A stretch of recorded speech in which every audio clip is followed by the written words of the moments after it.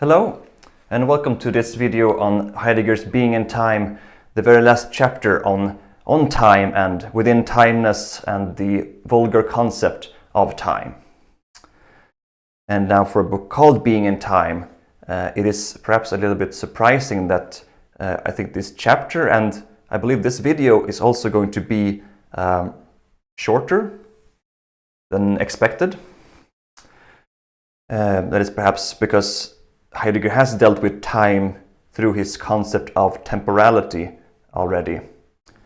But he believes that so far he hasn't really he has talked about temporality and historicity connected to his care structure. But he wants to make a connection to, well, regular time, I guess you would say, as well. This real phenomenon of things like, well, what is time? Of course, that is a question that for both the philosophers and the physicists. But he wants to connect temporality to this world of time as well, not just the care structure. And he starts by trying to make a progression from what he calls primordial time to natural time and ending up with something called mechanical time. And so in primordial time, it is very much, I think, like the way you would think about spatiality, in that the natural or primordial relation that we have to space and spatial relations, it's not that we have a sense of numeric measurements. We're not born with a sense of that thing is 5 meters or centimeters or foot away. But we have a sense of that is within my grasp or within my reach, or it is not. And likewise, I think that for the temporal structure, we are not born with a sense of now 15 minutes have passed, but we have a sense of, okay, now winter has come, or now the sun has risen, or now my tool broke for some reason. And these events is how we keep track of time. So time is something more, I would say, categorical rather than numerical. And also that I think that each moment never exists as a separate moment or a separate event, but that they're always connected to other events in the past and the future always. So everything that happens contains not just the now, but the past and the future as well. And so Heidegger then goes on to, he describes a little bit of like the natural history of man or Dasein, and again brings up this concept of primitive Dasein, which must be man in his earlier historical times, where he would measure time by the sun, and how the sun works as a first type of primitive clock. And it's a bit surprising to me, at least, to try to bake in a sort of objective thing in the world as a core part of our being. I mean, it is not, of all things, it's not surprising that, of course, the passing of day and night through I would say the movement of the sun, but that's not true, the movement of the earth around the sun. To say that is baked sort of part of our essence, our being, kind of. That's the impression that you get from Heidegger. And of course, all humans would have experienced this change in the temporal relation to the sun, you would say. But you could imagine a sort of twisted experiment with someone who grew up in an isolated room with like artificial lights, that never got to experience the time that this regular relationship with the sun, and that person would that person still be Dasein? Yeah, that's the way I started to think about it. And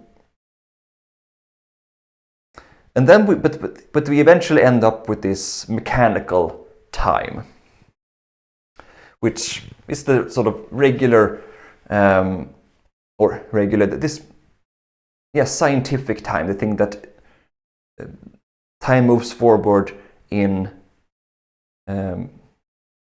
time units, numerical time units, 1 second, 1 minute, 1 hour, that can be counted, and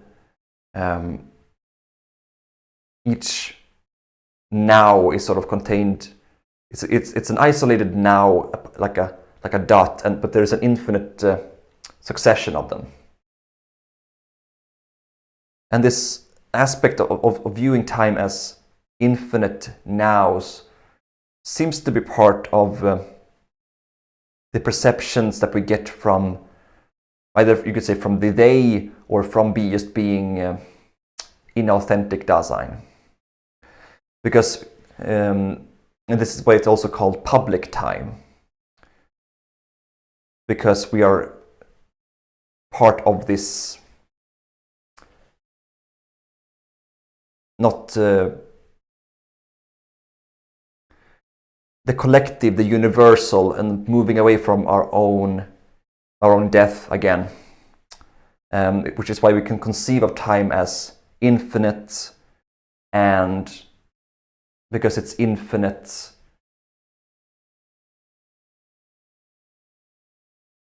or maybe not because it's infinite, but each moment is not as connected to,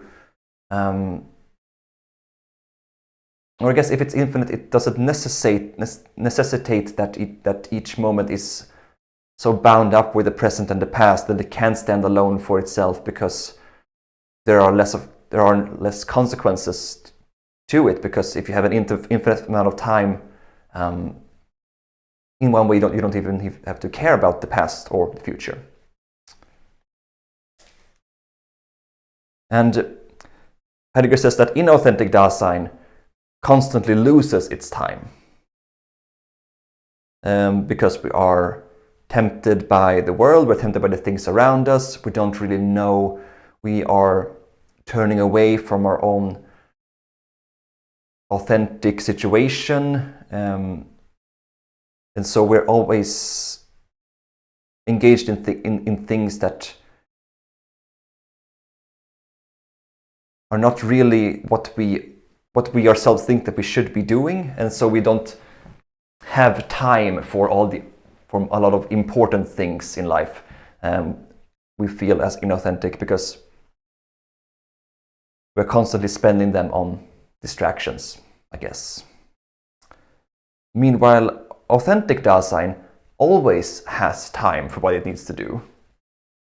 And I guess he says that because in the authentic mode, or in the being authentic, Dasein has sort of always figured out its situation, drawing upon the realization of its or his or her death as a possibility, of their past as a ultimate restriction on that, and grasping their situation, and given their situation, knowing what to do. And since they know what to do, they always give themselves time for that. So in that sense, they always have the time, because they always know what to spend that time, how to spend their time, I would say.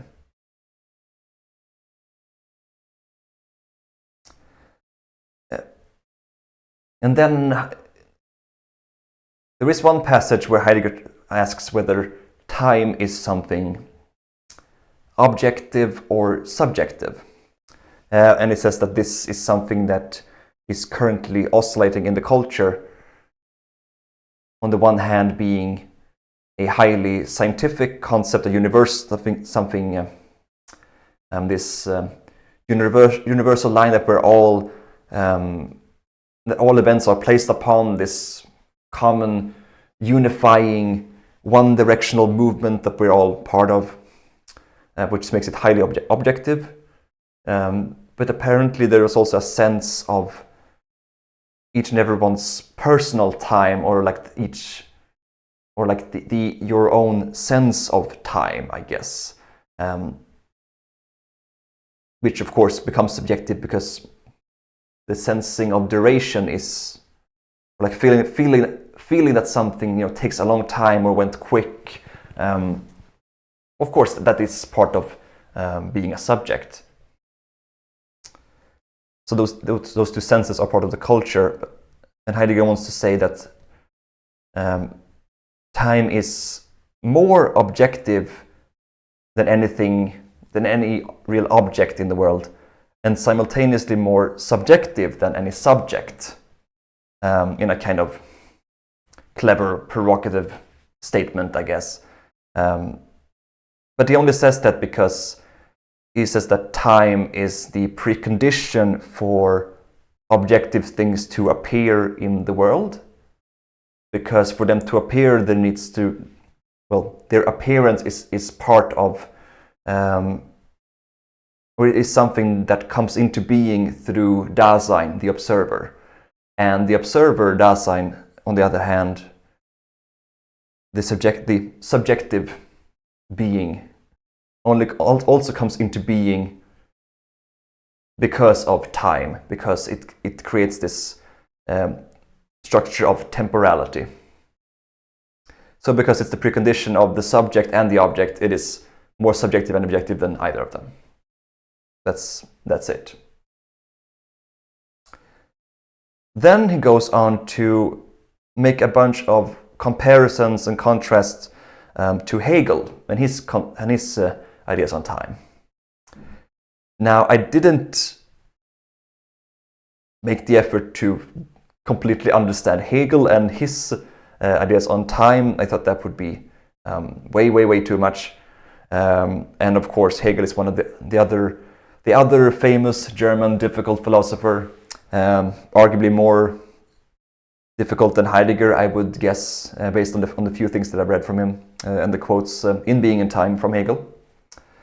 But I could at least distill out a few differences that Heidegger wants to highlight to Hegel.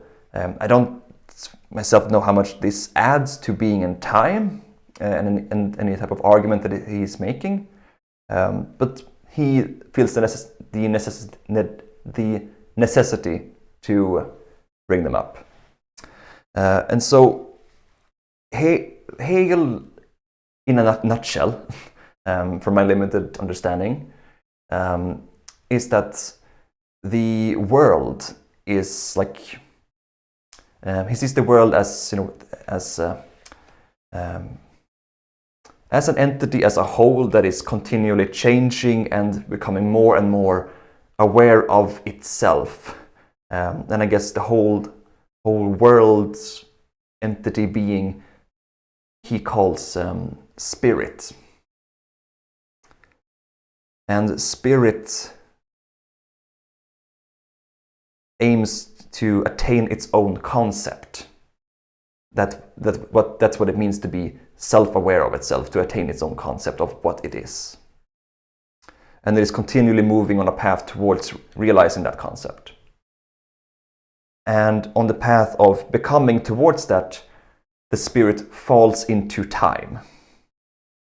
That is, time is like the arena where this world entity spirit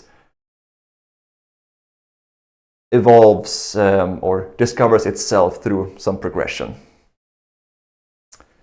And in contrast, the contrast with Heidegger is that, for one, the being that he's concerned with, Dasein, time is much more like a part of the being, like an essence of it, while the spirit actually, once it would attain its own concept, then it could or that would mean that it would overcome time. That's how it's written. But Dasein always is within time, or temporality is always a part of Dasein. And temporality, the structure of temporality, it does not move towards some final, universal goal. Of course, it moves towards its end, that Heidegger says, but there is no innate goal or end point in its development for Dasein. So those are the differences between the thinkers. It does sound on Heidegger that he doesn't necessarily disagree with what Hegel is saying, but that he is analyzing time from just a different point of view, I guess, from the point of view of Dasein. And of course, Hegel's notion of spirit would, well, it's everything, so that would include Dasein. So I can't say if there's just the contrast is just between how they are dealing with time, or if they disagree on something fundamentally. I can't answer that question. But so this was the last chapter of Being in Time. But I thought I would make one more video trying to summarize things and to give my final thoughts on the book. And then that will be the end of this series. So if you've stuck around so far, then thanks for watching.